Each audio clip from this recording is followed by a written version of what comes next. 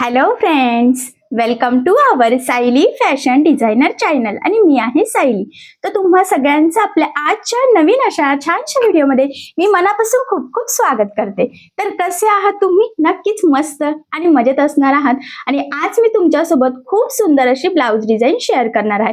Actually आपल्याला बऱ्याचदा त्याच डिझाईन बघून कंटाळा येतो. एवढंच नाही तर कस्टमरला सुद्धा नवीन डिझाईनची आयडिया हवी असते आणि ते आपल्याला विचारतात की नवीन छान ट्रेंडिंग डिझाईन तुम्ही सांगा. सो यासाठी आज मी तुमच्यासोबत खरं तर खूप सुंदर अशी ट्रेंडिंग न्यू लुक मधली ब्लाऊज डिझाईन शेअर करणार आहे.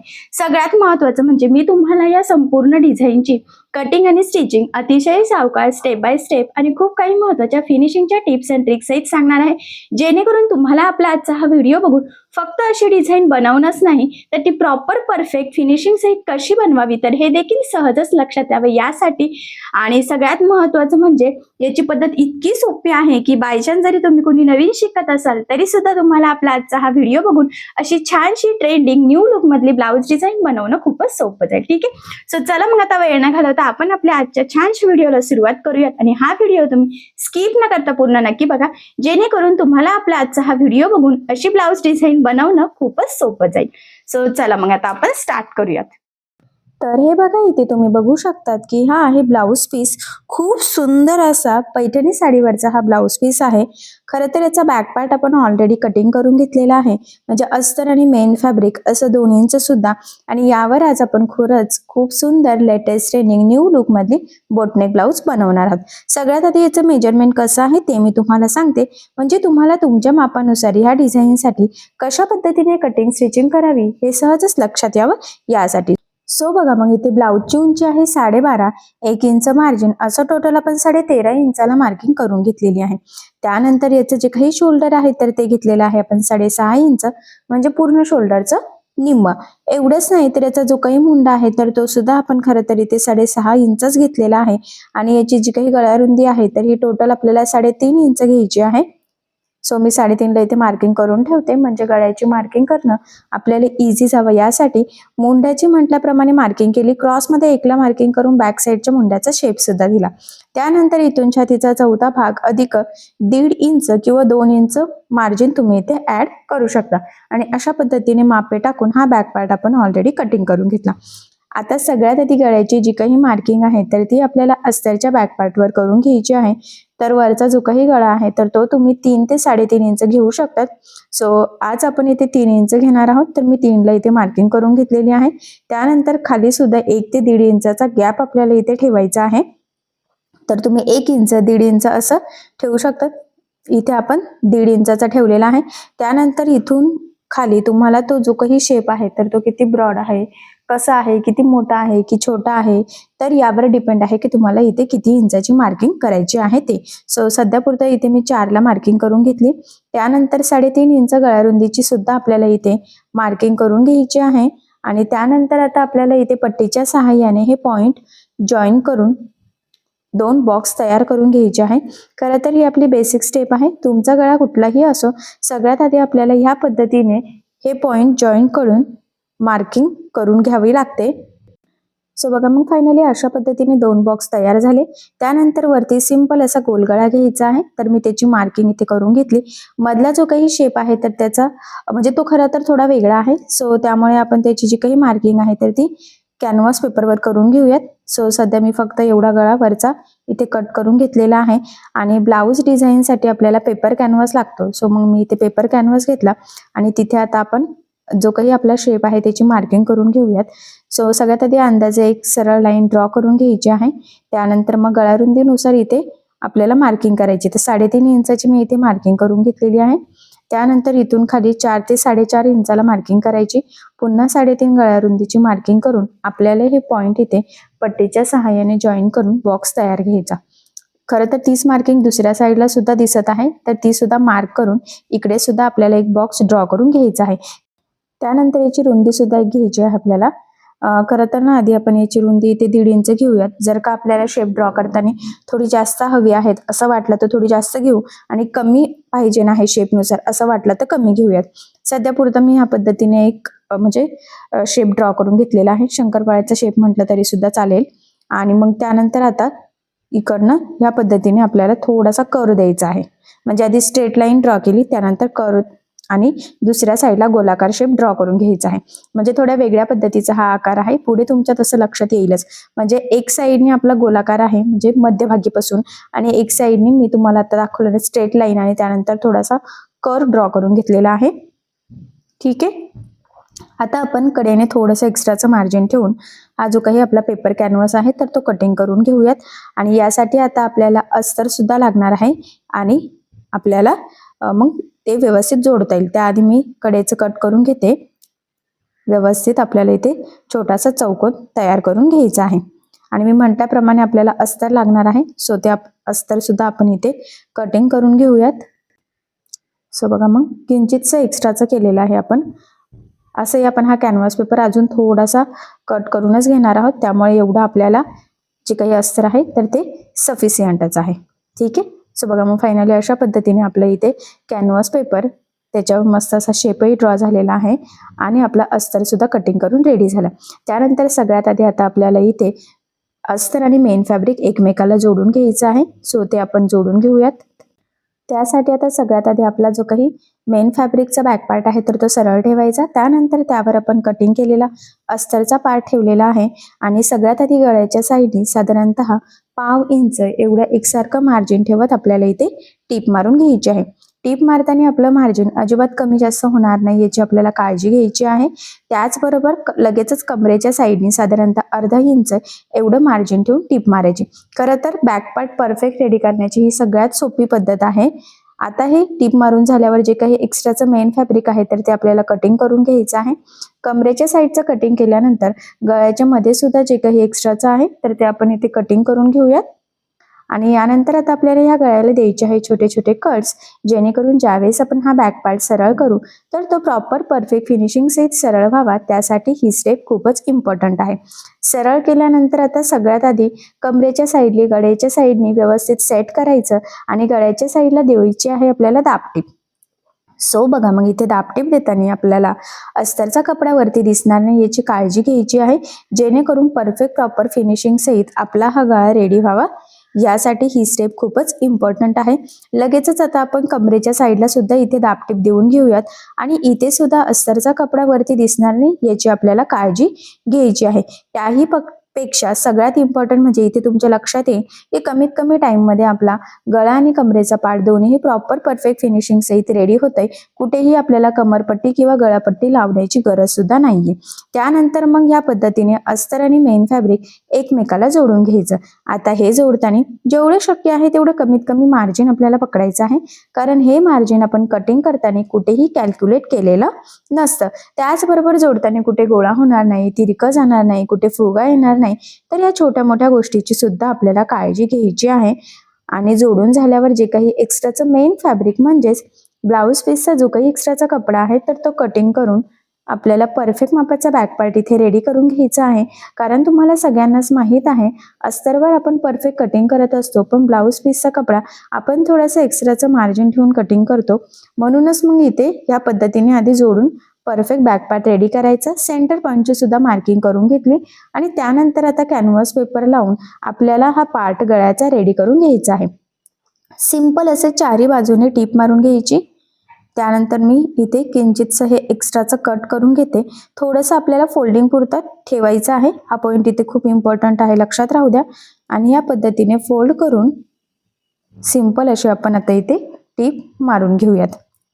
सो बघा, मग ह्या पद्धतीने अगदी व्यवस्थित पकडायचं आहे खरं तर आपल्याला ते, आणि चारी बाजूने फोल्ड करायचं, जेणेकरून आपला कॅनव्हास पेपर अस्तरमध्ये व्यवस्थित पॅक होईल आणि मग तो लवकर खराब वगैरे होण्याचे चान्सेस सुद्धा राहणार नाही, म्हणजे ब्लाऊज कितीही यूज केला तरी सुद्धा. त्यासाठी ही स्टेप खरं तर खूपच इम्पॉर्टंट आहे. त्यानंतर बघा, मध्यभागी ठेवलेला आहे आणि एक सिंपल टिप मारली, जेणेकरून सेंटरपासून आपलं दोन्ही पण शेप व्यवस्थित यावे यासाठी. ठीक आहे. आणि त्यानंतर बघा, जी काही मार्किंग केलेली आहे एक्झॅक्टली त्यावरच आपल्याला इथे टीप मारून घ्यायची आहे. टीप मारताना अजिबात टीप आपली पुढे मागे होणार नाही याची काळजी घ्यायची आहे, कारण आता आपण जशी टीप मारणार आहोत तसंच आपला शेप येणार आहे. आणि इथे तुमच्या लक्षात येत असेल की थोडा वेगळ्या पद्धतीचा आजचा आपला हा आकार आहे, युनिक म्हटलं तरी सुद्धा चालेल आणि परफेक्ट अशी टीप मारून घेतली. त्यानंतर ह्या पद्धतीने फोल्ड करून छोटा कट मारायचा आणि त्यानंतर हे आतलं एक्स्ट्राचं जे काही कॅनव्हास पेपरचं अस्तर, बॅक पार्ट हे सगळंच कट करून घ्यायचं आहे. थोडंसं मार्जिन इथे आपल्याला ठेवायचं आहे. कट झाल्यानंतर याला द्यायचे आहे आपल्याला छोटे छोटे कट्स, जेणेकरून ज्यावेळेस आपण हा जो काही कॅनव्हास पेपरचा पार्ट आहे तर हा आतमध्ये फोल्ड करू त्यावेळेस तो अगदी परफेक्ट प्रॉपर फिनिशिंग सहित कट व्हावा, फोल्ड व्हावा आणि आपल्याला जसा शेप हवा आहे तसाच यावा, त्यासाठी ही स्टेप खूपच इम्पॉर्टंट आहे. सो बघा मग मी इथे छोटे छोटे कट्स मारून घेतलेले आहे आणि हे ह्या पद्धतीने आतमध्ये फोल्ड करायचं. ठीक आहे. आता हे आतमध्ये फोल्ड केल्यानंतर वरच्या साईडला आपल्याला द्यायची आहे दाबटीप. सो बघा मग आता इथे सुद्धा दाबटीप देताना अस्तरचा आतला कपडा वरती दिसणार नाही याची आपल्याला काळजी घ्यायची आहे, जेणेकरून आपली गळ्याची फिनिशिंग बिघडायला नको. सो फिनिशिंगसाठीच्या छोट्या मोठ्या टिप्स मी तुम्हाला बॅकपार्टची कटिंग स्टिचिंग करण्यापासून म्हणजे सांगतच आहे सुरुवातीपासूनच. तर त्या सगळ्या टिप्स आणि ट्रिक्स तुम्ही फॉलो करायच्या आहे, म्हणजे तुम्हाला अगदी परफेक्ट प्रॉपर फिनिशिंग सहित ही डिझाईन सहजच स्टिच करता येईल. आणि बघा किती सुंदर असा आपला खरं तर इथे शेप सुद्धा आलेला आहे. किंचितशी इथे टीप बाकी होती, सो ती मी देऊन घेतली आणि बघितल्यावरच लक्षात येते की मस्त प्रॉपर फिनिशिंग सहित हा आकारही रेडी झालेला आहे आणि थोड्या वेगळ्या पद्धतीचा सुद्धा आहे. त्यानंतर बघा साडीचा थोडासा कपडा घेतलेला आहे, 1/2 मीटर म्हटलं तरी सुद्धा चालेल. आणि आता याची पट्टी आपण इथे कट करून घेऊयात. सगळ्यात आधी बघा मी इथे सरळ सेम साईज मध्ये कट करून घेतला, म्हणजे इथे 2 पट्ट्या तयार झालेल्या आहे. खरं तर आपल्याला आता इथे 1 इंचाची पट्टी तयार करायची आहे. त्यासाठी काय करायचं, ही जी काही पट्टी आहे तर ही सरळ ठेवायची आहे, या पद्धतीने फोल्ड करायचं आणि जेवढी रुंदीची पट्टी हवी आहे बरोबर त्याच लेवलमध्ये आपल्याला इथे टीप मारून घ्यायची आहे. सो बघा मग मी अगदी व्यवस्थित काळजीपूर्वक इथे ही टीप मारून घेतली. आता ही टीप मारून झाल्यानंतर किंचितचं जे काही एक्स्ट्राचं असेल तर ते आपल्याला इथे कट करून परफेक्ट प्रॉपर सरळ अशी ही पट्टी तयार करून घ्यायची आहे, जेणेकरून अगदी व्यवस्थित अशी आपली ही पट्टी तयार व्हावी आणि फिनिशिंग सुद्धा मस्त यावी. त्यासाठी ही स्टेप आपली खरं तर खूपच इम्पॉर्टंट आहे. आणि बघा मग मी हे कट करून घेतलं. त्यानंतर या पद्धतीने छोट्या छोट्या प्लेट्स टाकत इथे आपल्याला छान असं फ्रिल तयार करून घ्यायचं आहे. असंही फ्रिलचं खूप ट्रेंड चालू आहे. फ्रिल लावल्याने ब्लाऊज डिझाईन अजून उठून दिसते आणि खरं तर आज आपण वेगळी युनिक अशी डिझाईन बनवणार आहोत आणि त्यासाठी फ्रिल आपल्याला लागणार आहे.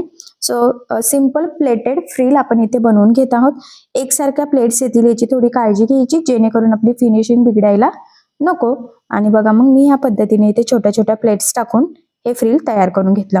आता काय करायचं आहे, याच्या कडेने जे काही एक्स्ट्राचं असेल तर ते कट करून घ्यायचं आहे. त्याचबरोबर दुसरी पट्टी सुद्धा मी सिंपल टीप मारून घेते, कारण मला असं वाटतंय एवढं फ्रिल आपल्याला पुरणार नाहीये, तर आपल्याला थोडंसं जॉईंट द्यावा लागेल. त्यामुळे मग आपल्याला इथे अजून एक फ्रिलची पट्टी तयार करून घ्यावी लागणार आहे. सो सिंपल आधीचं जसं आपण टीप मारून घेतली तशी टीप मारायची. त्यानंतर जे काही एक्स्ट्राचं दिसतंय थोडंफार तर ते कट करून अगदी व्यवस्थित सरळ करून घ्यायचं आहे बघा. आणि आता हे सरळ झाल्यानंतर इथे आपल्याला या पद्धतीने छोट्या छोट्या प्लेट्स टाकून ही फ्रिल तयार करून घ्यायची आहे. फक्त एवढंच आहे की फ्रिलची रुंदी आणि जे काही प्लेट्स टाकत आहोत त्यामधला जे काही अंतर आहे तर ते कमी जास्त होऊ देऊ नका, जेणेकरून आपली फिनिशिंग बिघडायला नको. आणि बघा मग फायनली 2 पट्ट्यांमध्ये आपण इथे फ्रिल हे तयार करून घेतलेलं आहे आणि ते आपण डायरेक्ट स्टिच करताना जिथे कमी पडणार आहे तिथे जॉईंट देणार आहोत. आधीच जॉईंट देण्याची खरं तर इथे गरज नाहीये.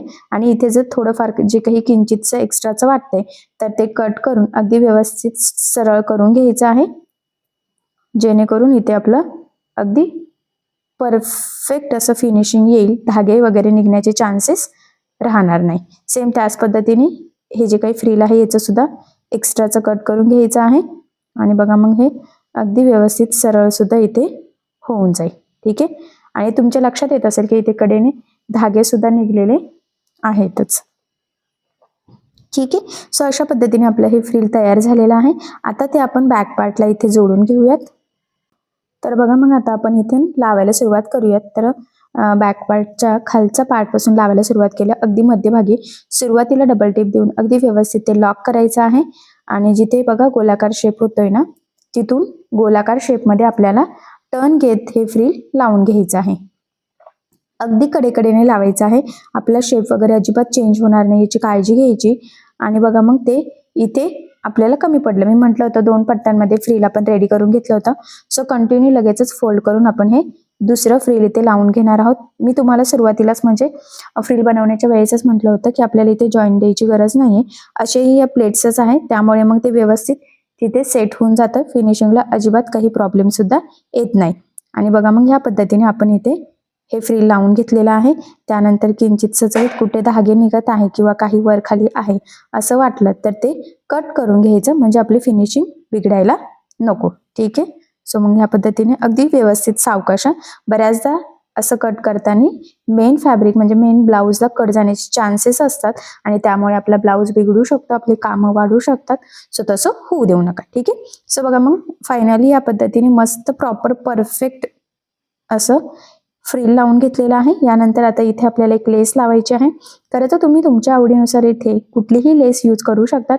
तर मी इथे बघा थोडंसं सिल्वर गोल्डन असं म्हटलं तरी चालेल, कॉम्बिनेशनची लेस आहे आणि बरोबर ती इथे कॉर्नरला लावून घ्यायची आहे. खरं तर बाजारामध्ये खूप वेगवेगळ्या प्रकारच्या डिझायनर लेसेस अवेलेबल आहेत. त्यापैकी तुम्हाला जी काही लेस आवडत असेल तर ती तुम्ही इथे लावू शकतात. बट इथे मी सध्या जी काही आपली सिंपल रेग्युलर लेस आहे, म्हणजे ती दिसायला अशीही छान दिसते, खूप ब्रॉड नाहीये, फक्त एवढाच फरक आहे. नाहीतर ही लेस सुद्धा खूप छान वेगळी थोडी युनिक पद्धतीची आहे. व्हिडिओमध्ये जरी लक्षात येत नसेल तरी रिअलमध्ये लेस खूपच मस्त आहे. त्याला थोडीशी शाईन आहे, चमकी आहे, त्यामुळे मग आपली ही डिझाईन अजूनच छान अशी उठून सुद्धा नक्कीच दिसणार आहे. आता बघा लेस लावल्यावर लेसला दुसऱ्या साईडने सुद्धा आपल्याला इथे टीप देऊन घ्यायची आहे. ऍक्च्युली मी नेहमीच सांगत असते, लेस जाड बारीक कशीही असो, शक्य असल्यास दोन्ही साईडने टीप द्यायची. त्याचे 2-3 फायदे असतात. सगळ्यात महत्त्वाचं म्हणजे लेस पॅक लागली जाते, ती वरती तरंगत नाही. त्याहीपेक्षा मोस्ट इम्पॉर्टंट म्हणजे फिनिशिंग सुद्धा खूप सुंदर येते. फायनली अशा पद्धतीने आपण इथे हे फ्रील आणि फ्रीलवर एक लेस लावून घेतलेली आहे. फ्रील खाली आणि वरती लॉक करून घ्यायचं आहे, म्हणजे ते तरंगणार नाही किंवा आपलं लुक बिघडणार नाही. ठीक आहे. यानंतर आता आपल्याला या बॅक पार्टला द्यायचे आहे टक्स. बॅक टक्स टाकल्याने ब्लाऊज फिटिंगला खूप सुंदर दिसतो आणि बसतो सुद्धा. सो सेंटरपासून 4.5 आणि उभा 4 इंचाच्या टक्स पॉईंटची मी इथे मार्किंग करून घेतली. सेम त्याच पद्धतीने दुसऱ्या साईडला सुद्धा आपण मार्किंग करून घेऊयात. आणि जी मार्किंग केलेली आहे एक्झॅक्टली त्यावरच आपल्याला इथे तिरका टक्स टाकून घ्यायचा आहे. टक्सला नेहमी डबल टिप द्यायची आहे. त्याचबरोबर सुरुवातीला सुद्धा डबल टिप देऊन लॉक करायचं, जेणेकरून तिथून शिलाई निघण्याचे चान्सेस राहणार नाही. आणि आपली शिलाई लवकर निघाली नाही तर अर्थातच आपला ब्लाऊज सुद्धा लवकर खराब होणार नाही. आता एक साईडने टक्स टाकल्यानंतर सेम त्याच पद्धतीने दुसऱ्या साईडला सुद्धा आपण इथे टक्स टाकून घेऊयात आणि तिथे आपल्याला बरोबर ह्या पद्धतीने तिरका टक्स टाकायचा आणि नेहमीप्रमाणे डबल टिप सुद्धा देऊन घ्यायची आहे. ठीक आहे. सो बघा मग फायनली आता इथे दोन्ही साईडने परफेक्ट असे बॅक टक्स आपले टाकून झालेले आहे. एवढंच नाही तर आपली ही काही बॅकनेक डिझाईन आहे नवीन ट्रेंडिंग बोटनेकची, तर ती संपूर्ण रेडी सुद्धा झालेली आहे. सो जवळून तुम्हाला लुक दाखवते, म्हणजे तुम्हाला आयडिया येईल की आपली ही डिझाईन कशी दिसते कशी नाही ते. सो बघा मग फायनली लेटेस्ट ट्रेंडिंग न्यू लुकमध्ये न्यू शेपमध्ये आज आपण बोटनेकची ही ब्लाऊज डिझाईन संपूर्ण तयार करून घेतलेली आहे. बघितल्यावरच लक्षात येते की किती सुंदर असं फिनिशिंग आलेली आहे. लुकही वेगळ्या पद्धतीचा आहे आणि नक्कीच या छानशा डिझाईनमुळे आपल्या साडीला आणि ब्लाऊजला खरं तर खूप सुंदर असं लुक येणार आहे. सो अशी छानशी लेटेस्ट ट्रेंडिंग न्यू लुकमधली डिझाईन तुम्ही नक्की ट्राय करून बघा आणि या छानशा नवीन डिझाईनची आयडिया तुम्ही तुमच्या कस्टमरला सुद्धा नक्कीच देऊ शकतात. आय होप सो आजची ही डिझाईन तुम्हाला आणि तुमच्या कस्टमरला नक्कीच आवडेल. त्याचबरोबर बऱ्याचदा कस्टमरला नवीन डिझाईनची आयडिया हवी असते आणि बोटनेक ब्लाऊजचा सध्या खूप ट्रेंड चालू आहे. सो बोटनेक मधले ह्या नवीन डिझाईनची आयडिया तुम्ही तुमच्या कस्टमरला सुद्धा नक्कीच द्या. तुमच्या कस्टमरला सुद्धा नक्कीच आवडेल आणि नक्कीच तुमचे कस्टमर वाढतील. त्याचबरोबर सगळ्यात महत्त्वाचं म्हणजे संपूर्ण कटिंग स्टिचिंग करताना खूप काही महत्त्वाच्या फिनिशिंगच्या टिप्स अँड ट्रिक्स मी तुमच्यासोबत शेअर केलेल्या आहेत. तर त्या जर फॉलो करून तुम्ही ही डिझाईन बनवली तर नक्कीच तुम्हाला प्रॉपर परफेक्ट फिनिशिंग आणि फिटिंग सहित ही डिझाईन सहज बनवता येईल. सो तुम्ही अशी डिझाईन नक्की ट्राय करून बघा. ठीक आहे. सो बघा मग फायनली खरं तर खूप सुंदर अशी डिझाईन आपली तयार झालेली आहे आणि बघितल्यावरच लक्षात येते की फिनिशिंग सुद्धा किती सुंदर आलेली आहे. खरं तर मी संपूर्ण डिझाईनची कटिंग स्टिचिंग करताना तुमच्यासोबत खूप काही महत्त्वाच्या फिनिशिंगच्या टिप्स अँड ट्रिक्स शेअर केलेल्या आहे. एवढंच नाही, त्याची कटिंग स्टिचिंगची पद्धतही सोपी आहे आणि अतिशय सावकाश स्टेप बाय स्टेप मी तुमच्यासोबत आजच्या डिझाईनची संपूर्ण कटिंग स्टिचिंग शेअर केलेली आहे. या पद्धतीने जर का तुम्ही कटिंग स्टिचिंग केली तर नक्कीच तुम्हाला जमेल. पण जर यामध्ये तुम्हाला काही प्रॉब्लेम येत असेल तर मला कमेंट करून नक्कीच कळवा. मी तुमच्या प्रश्नाचे उत्तर देण्याचा नक्कीच प्रयत्न करेन. ठीक आहे. सो चला मग आपण आपला आजचा छानसा व्हिडिओ इथेच थांबूयात आणि तुम्हाला आपला आजचा व्हिडिओ कसा वाटला, डिझाईन कशी वाटली हे मला कमेंट करून नक्की कळवा. त्याचबरोबर तुम्हाला आपली आजची डिझाईन आवडली असेल तर व्हिडिओला लाईक करायला विसरू नका आणि असेच नवनवीन छानसे व्हिडिओज बघण्यासाठी आपल्या सायली फॅशन डिझायनर या चॅनलला सबस्क्राईब करा. आणि ज्या वेळेस तुम्ही सबस्क्राईब कराल त्यावेळेस त्यासमोरील बेल आयकॉन ही नक्की प्रेस करा.